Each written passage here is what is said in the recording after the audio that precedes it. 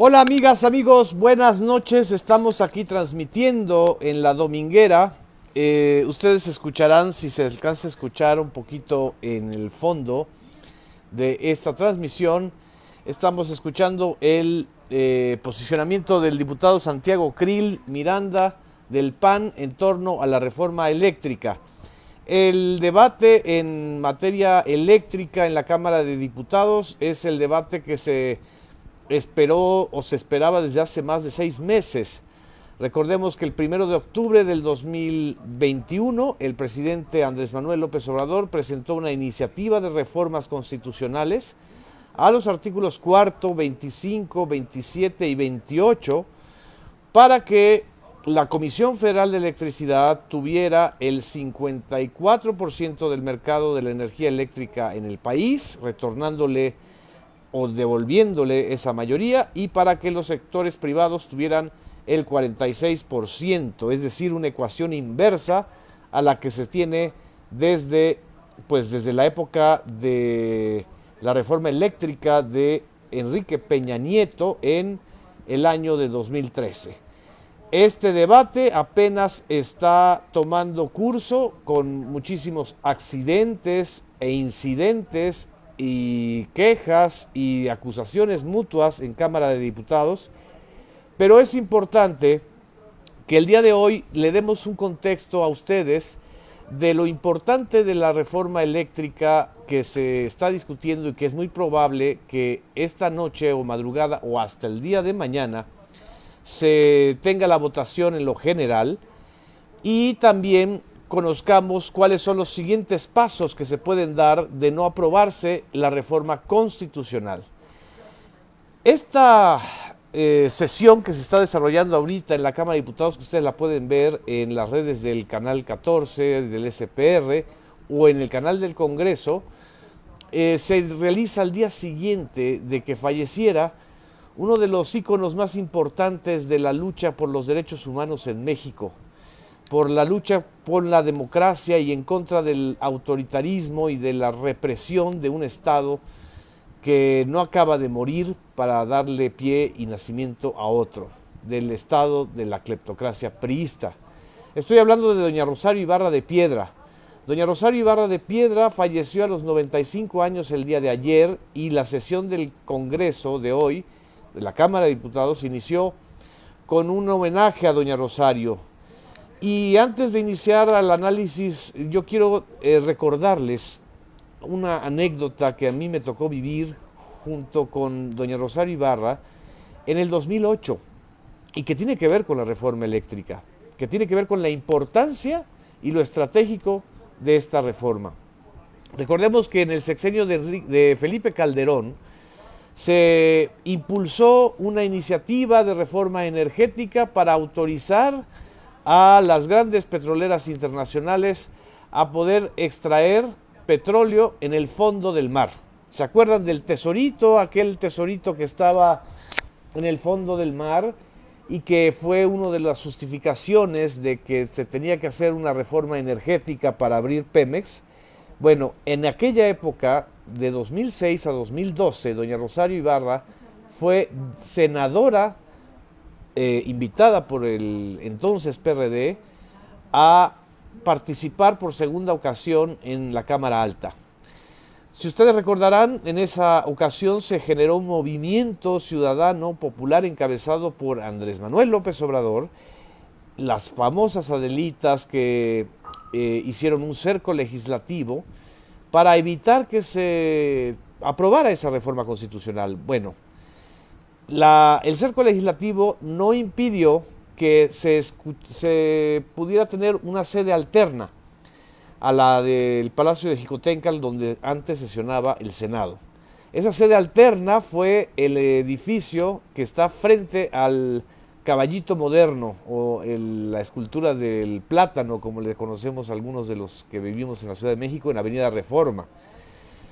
En ese edificio, que estaba absolutamente cercado por la policía y por fuerzas del orden del gobierno de Felipe Calderón, doña Rosario Ibarra llega un poquito tarde a la sesión, que todavía no había iniciado, Y yo que estaba de reportero de la revista Proceso, cubriendo el Senado, cubriendo justamente la información relacionada con esa reforma energética en ese entonces que contenía elementos eléctricos, pues fui introducido al recinto por doña Rosario. Doña Rosario pues era muy solidaria, me conocía, nos conocíamos de mucho tiempo atrás, y me dijo, vente mijito, vamos a entrar a la sesión. Con trabajo y con esfuerzos pudimos llegar a esa sede alterna en uno de los pisos altos de ese edificio, que estaban fuertemente resguardados por elementos de la Policía Federal. Adentro del salón en donde se estaba sesionando, quien comandaba la operación para evitar que entraran los opositores más fuertes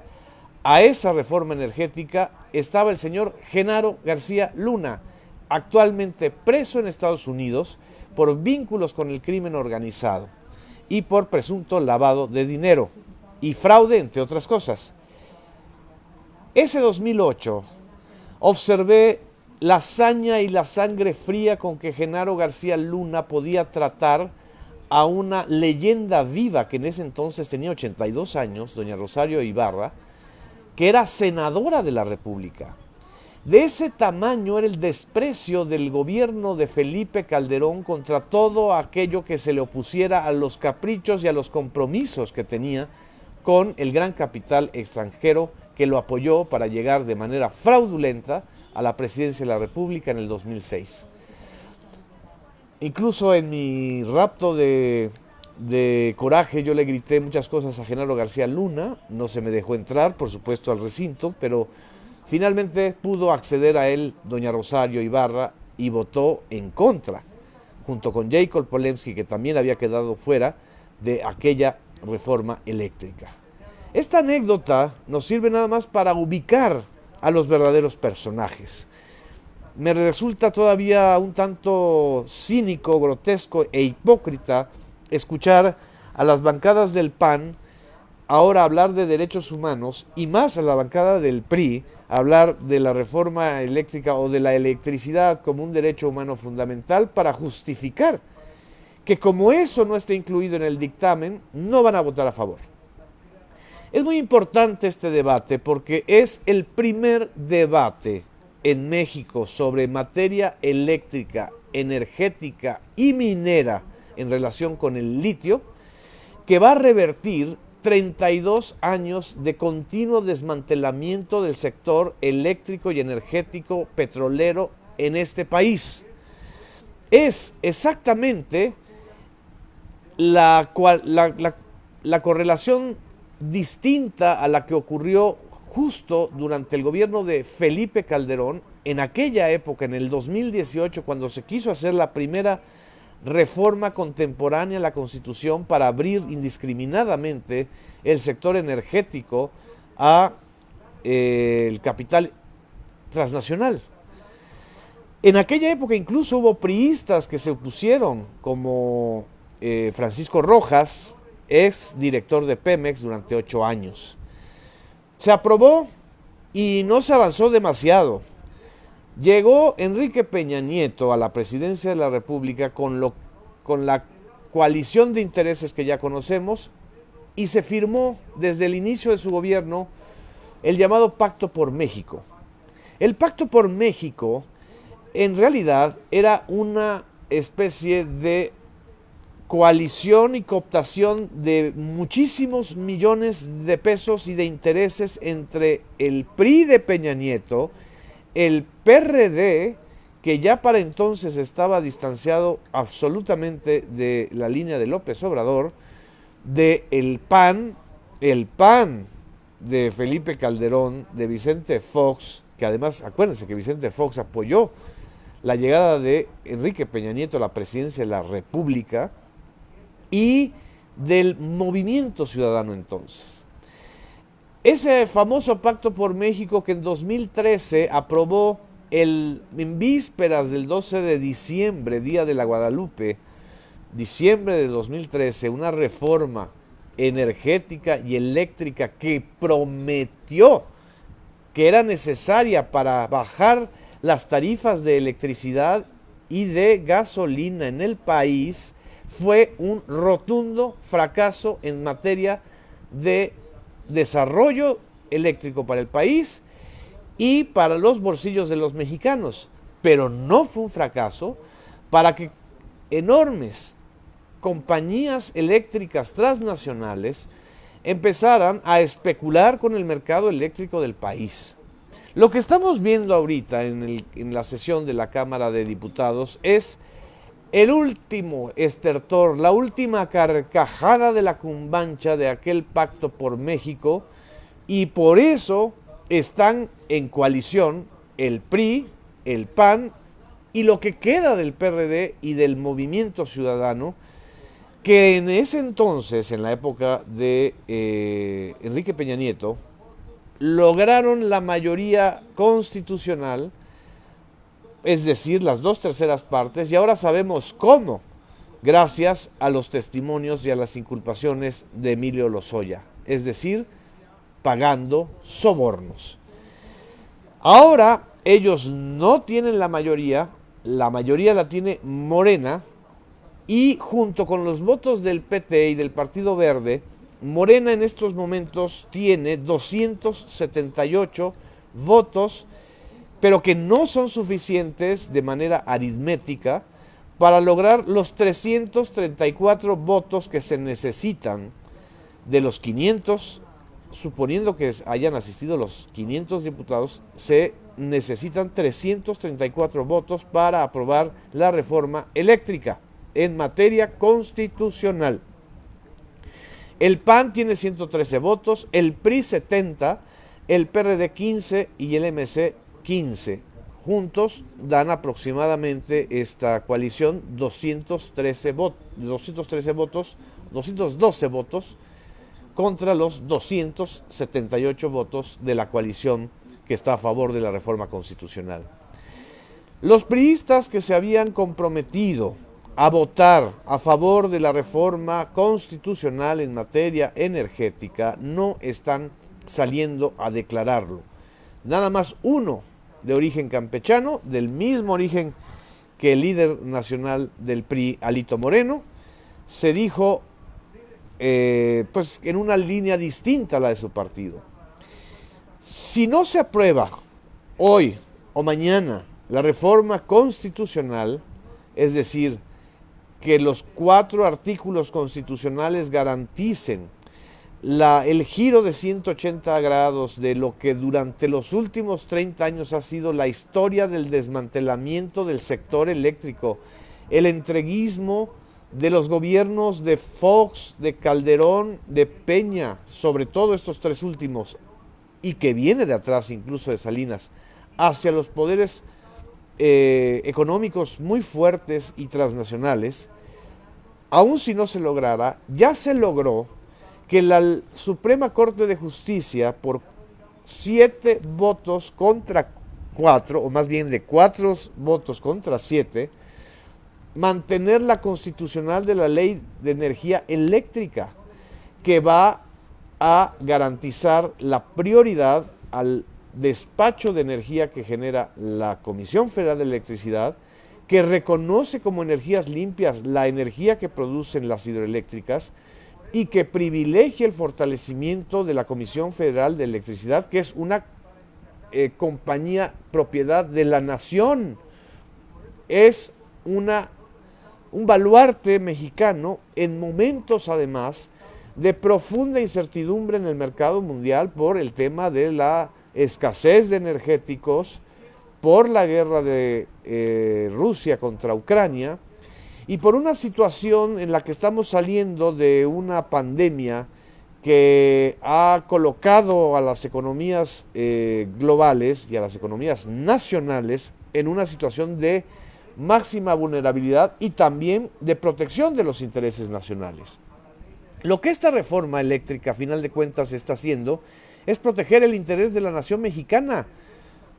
Pero lo que está sucediendo es que no hay en el bloque opositor la suficiente claridad, generosidad y compromiso para poder darle la vuelta histórica a estas dos reformas constitucionales y secundarias que se aprobaron con Calderón y con Peña Nieto, a las que en estos momentos se necesita corregir. Este es el análisis que creo que vale la pena que lo recordemos, y sobre todo que hoy recordemos a doña Rosario Ibarra de Piedra, que como senadora de la República luchó también en contra del entreguismo de Felipe Calderón a las compañías energéticas extranjeras, y que no se dejó amedrentar por tipejos, por verdaderos truanes, rufianes, delincuentes, ya delincuentes procesándose, como el señor Genaro García Luna, que bastante sabía de muchas cosas, de la vida y del espionaje de los políticos en la época de Calderón. En fin, ahorita está hablando el diputado Reginaldo Sandoval Flores en estos momentos que estoy transmitiendo para ustedes. Les agradezco que hayan estado aquí pendientes. Vamos a hacer el día de mañana otro Facebook Live para poder sintetizar lo que ocurra en este debate. Ahorita están en el debate en lo general. Una vez que se termine este debate en lo general, vendrá la votación en lo general y luego la discusión en lo particular. Dependiendo de esta votación, vamos a saber si no se hace la reforma constitucional en materia eléctrica.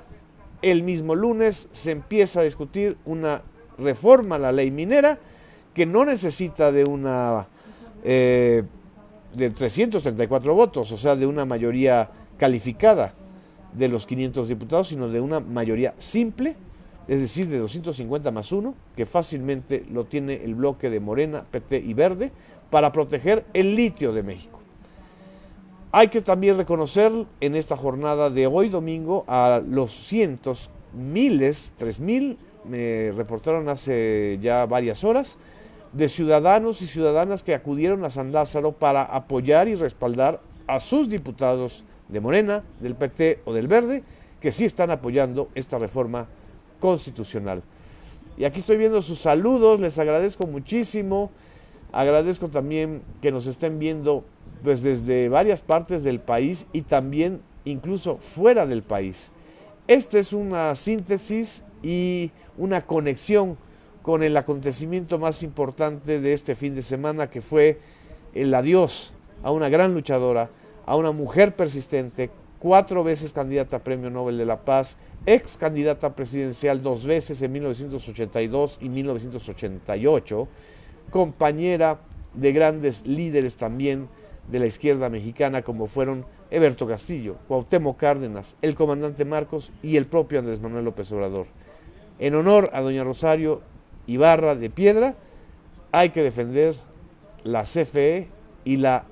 soberanía y autonomía de la nación mexicana sobre el recurso eléctrico. Muchas gracias. Buenas noches.